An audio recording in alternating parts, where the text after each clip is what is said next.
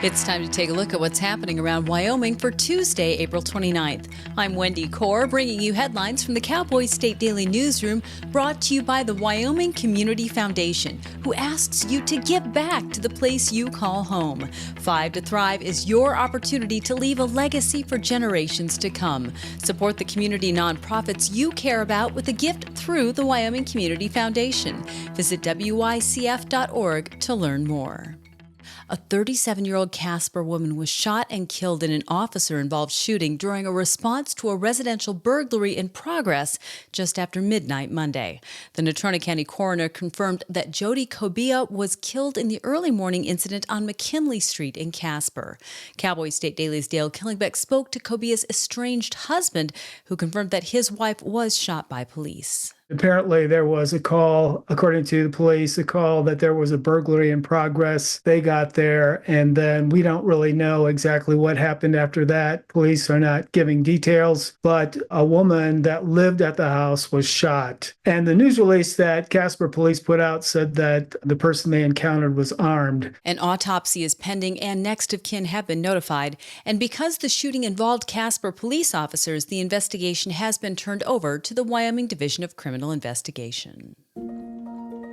Interstate 80 stretches over 2,900 miles from New Jersey on the East Coast to California on the West. That's made it a super highway, not just for transporting goods, but also for information. In the past year, $24 billion in data centers were announced across 15 projects, all somewhere along I-80.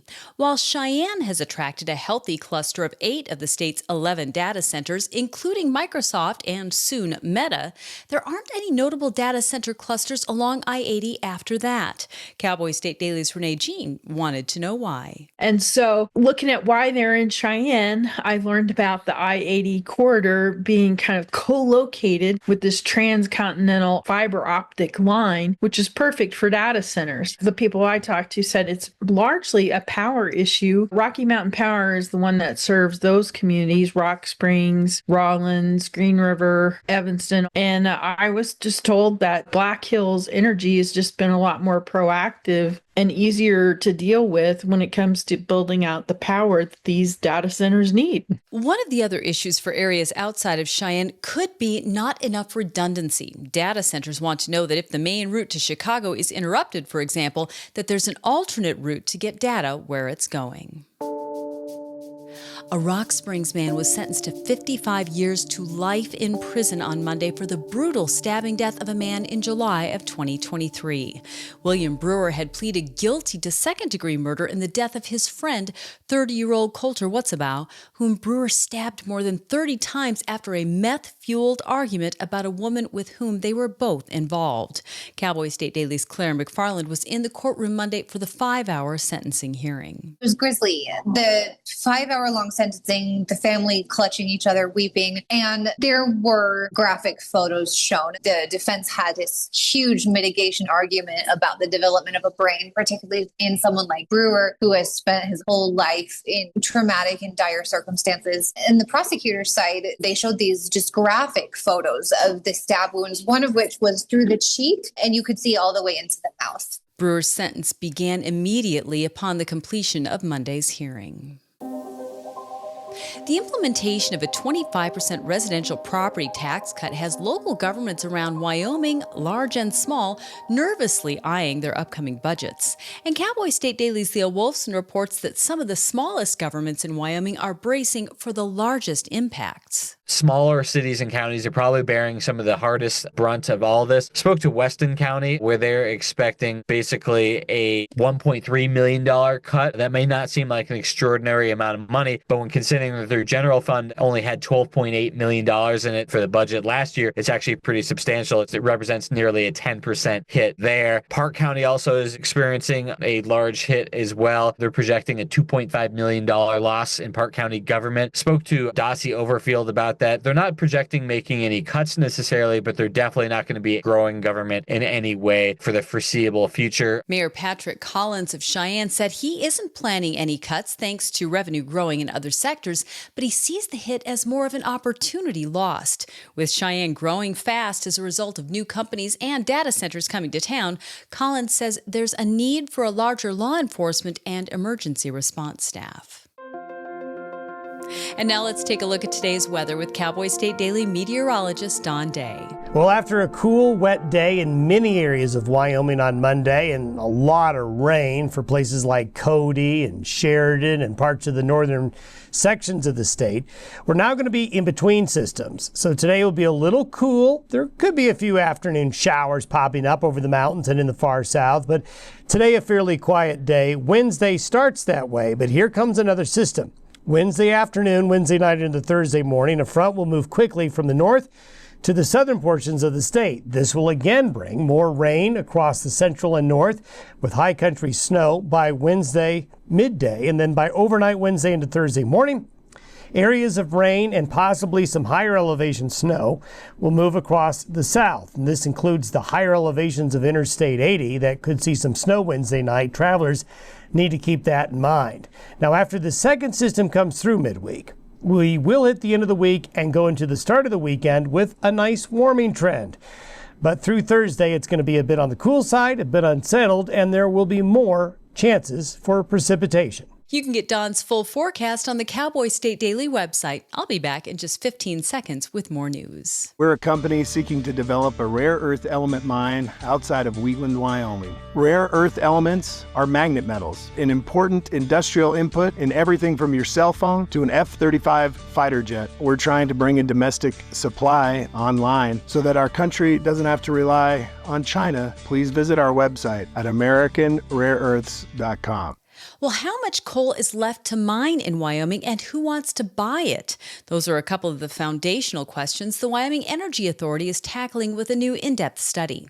Cowboy State Daily's David Madison reports that the study will deliver targeted recommendations for regulatory and policy reforms designed to maintain viability in thermal coal supply and demand markets. The research will build on what's already happened at the University of Wyoming. The university is renowned for its expertise in the coal industry. And so this comes on top of the research that's already happened there. And given all the changes in Washington, D.C. and a seemingly renewed appetite for coal, it'll be interesting to see what this study uncovers. So far, research has shown that demand for Wyoming coal is down, and there's a variety of factors behind that. I guess one of the goals of this study is to see what is causing the downslide on demand for Wyoming coal and perhaps what can be done to increase it. Work on the study could begin as early as May 9th and be completed by November or December this year.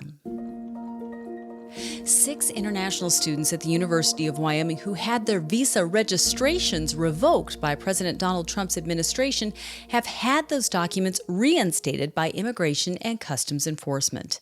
The Justice Department announced the wholesale reversal in federal court Friday after weeks of intense scrutiny by courts and dozens of restraining orders issued by judges across the country.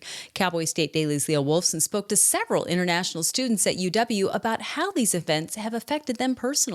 I spoke to one international student who's from Jordan. Her name is Asil Abu Tarbush, and she said it's a very kind of frightening situation that these international students are in right now. She has concerns that not only are they under the target, but she feels like they're not really allowed to have free speech right now. I also spoke to Sofia Gomelski, who's an international studies major and a ASUW director of government at UW, and she said many of her international student classmates are very nervous about the current situation. She even knows American students who kind of look like they're possibly ethnically from somewhere else. She said even these students are kind of on edge about the current situation. Chad Baldwin, UW spokesperson, said the school has no information yet on how the move impacts visa revocations. He also didn't know whether or not the students who had had their visa registrations temporarily revoked were still on campus. A run-in between a grizzly bear and two anglers who reportedly scared the bear off with gunfire in a popular wildlife refuge in southwest Montana is the latest incident in an already busy year for bear conflicts.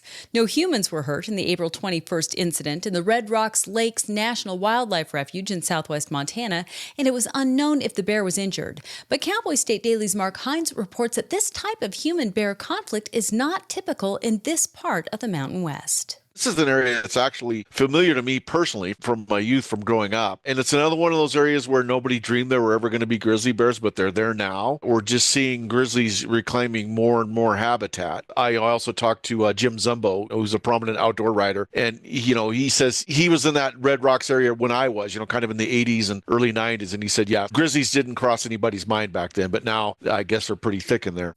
In response to the incident, officials have closed part of that refuge through May 5th. And Logan Defoe's dream of attending the U.S. Military Academy was realized this month as he became the first Hot Springs County High School student in 30 years to earn an appointment to West Point. But the dream wasn't complete because his father, Bill, died September 11th of last year following months of battling brain cancer. However, Logan told Cowboy State Daily's Jackie Dorothy that despite that adversity, he was determined to follow his dad's advice to never give up. When Logan Defoe's dad was diagnosed with a brain tumor and he knew that his time was short, Logan kept going. 2 days after his dad died, he was playing football because he had to be there for his team, but he also was there for his dad with his dad's number on his helmet. So this is the kind of spirit that we do need in our military, and I think he'll be a perfect candidate for West Point. Logan is focused on his new opportunities and is most excited to try out for the football team. He plans to get a degree in engineering like his dad before him. And that's today's news. Get your free digital subscription to Wyoming's only statewide newspaper by hitting that daily newsletter button on cowboystatedaily.com. And you can watch this newscast every day by clicking subscribe on our YouTube channel, or you can listen to us on your favorite podcast app. Thanks for tuning in. I'm Wendy Corr for Cowboy State Daily.